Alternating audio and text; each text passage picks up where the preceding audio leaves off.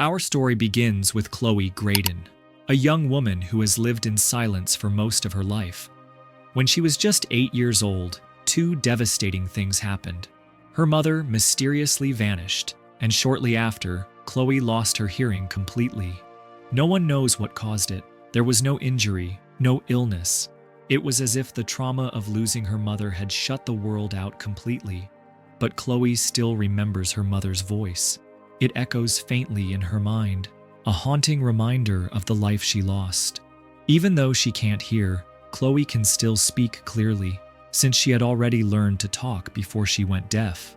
To communicate now, she uses sign language or a special app that converts speech into text in real time.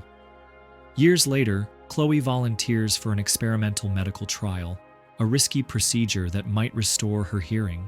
Doctors explain that they'll use a unique retrovirus injection designed to repair the nerves in her inner ear. The results are uncertain. There's no guarantee it will work. But for Chloe, the chance to hear again, after years of silence, is worth the risk. Until the surgery is complete, Chloe is required to stay nearby for observation. And so, she makes a difficult decision.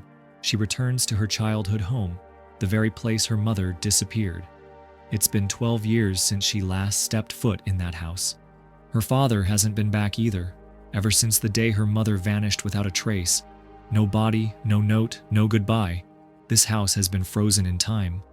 Chloe keeps in touch with her father through daily video messages, assuring him she's doing fine. But he's worried. This house holds dark memories, and he even thinks about taking time off to be with her. Chloe insists she's okay and can handle things on her own. In truth, being back here isn't easy, but she's determined to face the past, not run from it. She tells her father the heating is broken. He offers to send Hank, a retired officer and trusted friend, who now helps with home repairs. Later, Chloe heads into town for supplies. While walking the quiet streets, she spots a missing girl poster. It unsettles her. The town feels emptier than ever. Most homes abandoned, no familiar faces, and no one to turn to. That night, something eerie happens. Across the street, in the window of an empty house, she sees a figure, still and silent, staring directly at her.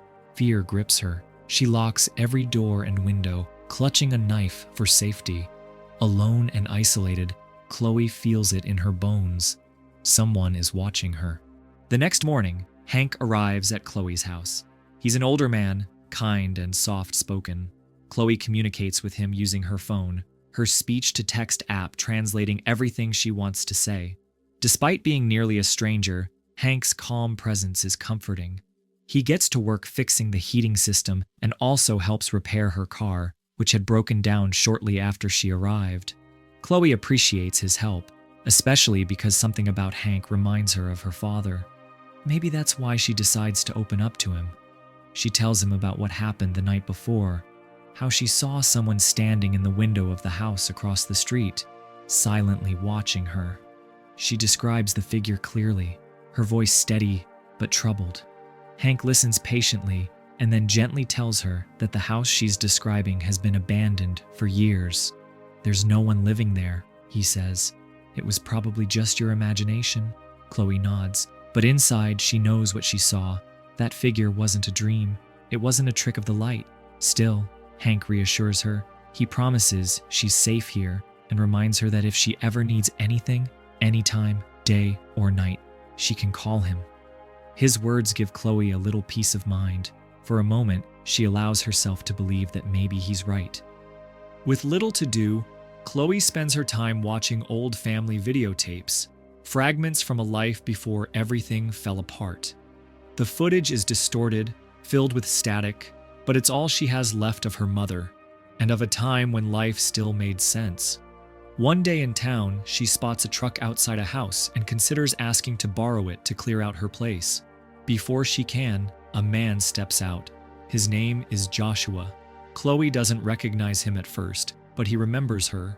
They were childhood friends. He recalls how she got sick, lost her hearing, and left town with her father. "Don't you remember me?" he asks. "I do," Chloe replies softly. She asks to borrow the truck, and Joshua agrees, then invites her inside to meet his mother. His mother, frail and in a wheelchair, is visibly shaken when she sees Chloe. She looks just like her mother. It turns out their mothers were once close friends until the disappearance shattered everything. "I'm so sorry," she whispers. "We never found out what really happened. I still don't know if she's alive or gone." Chloe listens quietly, using a speech-to-text app. She doesn't say much, but her presence brings old memories rushing back for all of them. Back home, Chloe returns to the old videotapes, hoping to feel close to her mother again. But this time, something strange happens. She hears a voice, faint, like a whisper. It's her mother, Chloe? wishing her a happy 4th of July. Chloe freezes, pressing her ear to the screen. The voice doesn't feel like a memory. It feels real, like it's echoing from somewhere deep inside. Is the treatment already working? Or is something else happening? Elsewhere in town, a young woman walks through a dark parking lot after work. As she gets into her car, a shadowy figure in black gloves attacks, strangling her in silence. The murder is swift, chilling. The next morning, Chloe wakes up and realizes she can hear wind, birds, distant traffic. Everything rushes in at once. Overwhelmed with emotion, she runs outside, tears in her eyes. After a decade of silence, sound is back. She calls her father, barely able to believe it herself. He's stunned and overjoyed. His daughter can hear again. Chloe rushes to the clinic. Dr. Megan runs tests and confirms it. The procedure is working. She tells Chloe to continue treatment and reach out anytime. But the joy doesn't last. On her way home, Chloe sees a police car speeding by. At her house, Joshua appears, troubled. He says another girl has gone missing, the second since his mother disappeared. Something in his voice unsettles her. She doesn't reply and quickly goes inside. Joshua watches her closely, and in that moment, he realizes Chloe can hear him now, and that changes everything. Back home, Chloe slips into her routine, watching static-filled childhood tapes. In one clip, her mother gently tells her to go to sleep. The voice feels too real. Unsettled, Chloe shuts off the TV. She glances outside, flashing lights, loud music. A party at the neighboring house. The noise becomes overwhelming, so she grabs earplugs. But as she picks up one that falls, she hears something beneath the floor. She kneels, pressing her ear to the ground. Faint, muffled voices, distant and ghostly. A chill runs through her. She pulls back the carpet, knife in hand. The sound sharpens. Her mother's voice again, whispering, "Happy 4th of July." Over and over. Chloe doesn't panic. Dr. Megan had warned her. After years without hearing, the brain can replay voices from memory. Hallucinations, maybe.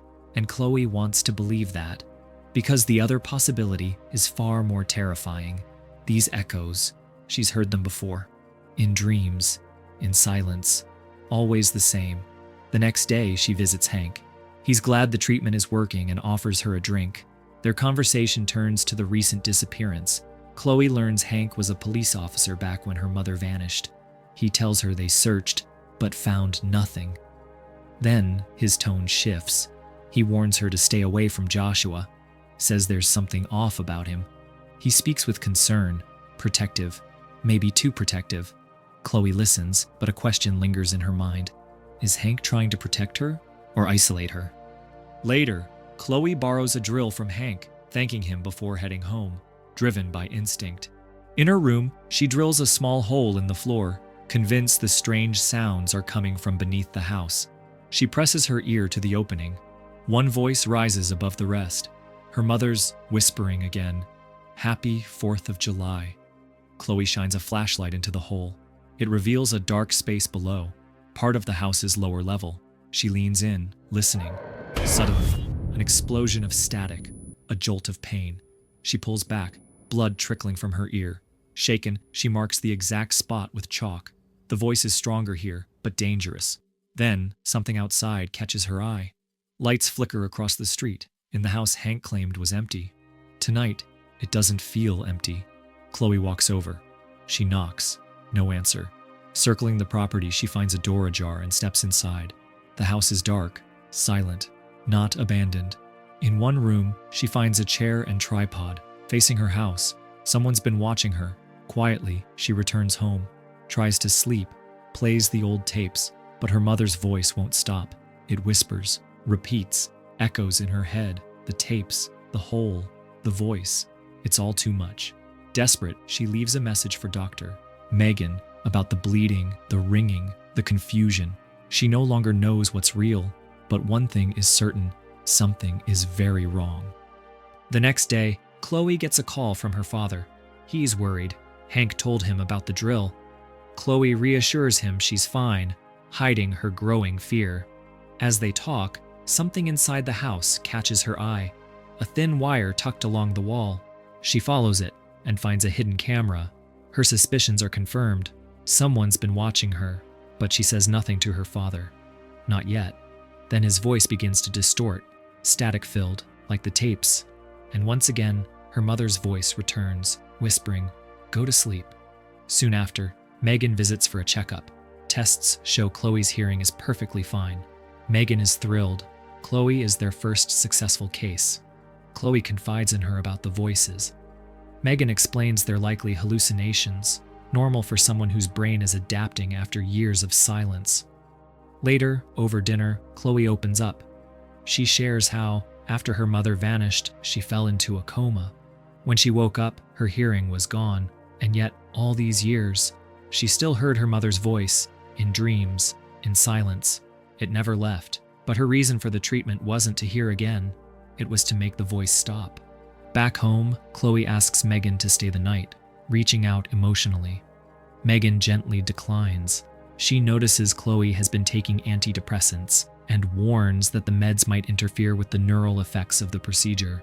Before they can talk further, Chloe suddenly becomes ill. She rushes to the bathroom, vomiting uncontrollably.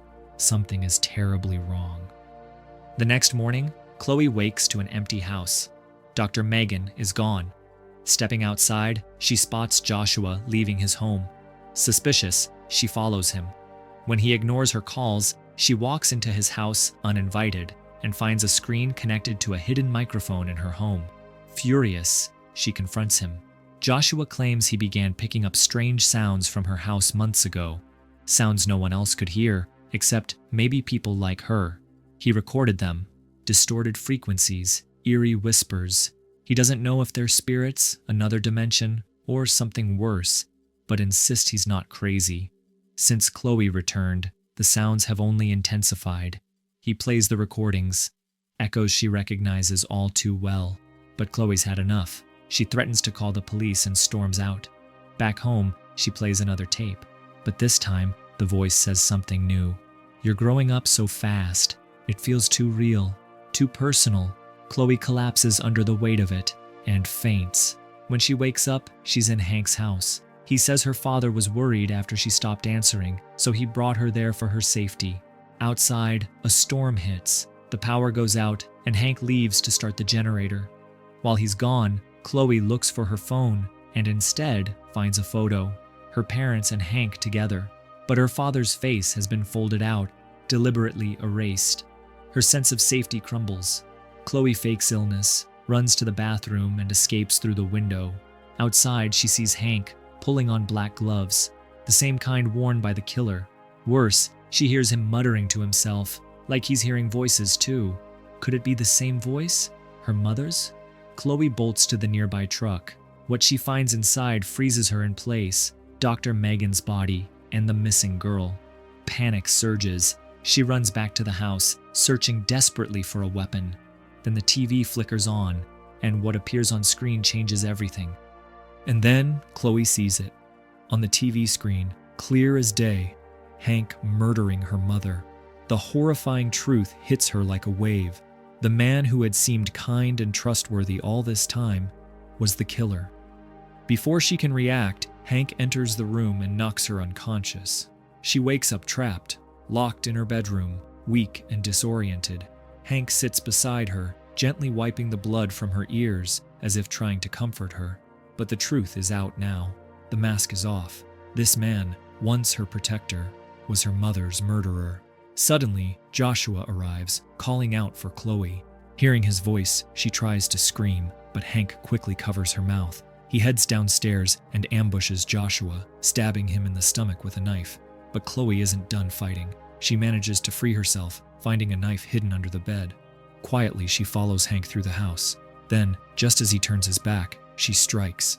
The blow is strong, but it's not enough. She rushes to Joshua, trying to help him, but Hank isn't finished yet. He begins to chase her. The chaos builds until suddenly, the TV turns on again, and her mother's voice fills the room. The sound disorients Hank, who begins to panic and spiral. This is Chloe's moment. She lunges forward and slashes Hank's throat, ending his twisted game once and for all. Breathing heavily, covered in blood and shaking from adrenaline, Chloe grabs her phone and calls the police. And then, in the quiet that follows, she hears it again, her mother's voice. "Happy 4th of July," but this time, Chloe responds, "Happy 4th of July." The voice has finally been heard. The truth has finally come to light. So now you know, the mysterious voice Chloe kept hearing was her mother, trying to reach her from beyond, warning her, guiding her, helping her see the truth. And in the end, justice was served. If you enjoyed this breakdown, like the video and subscribe to the channel for more gripping movie explanations just like this one. Thanks for watching.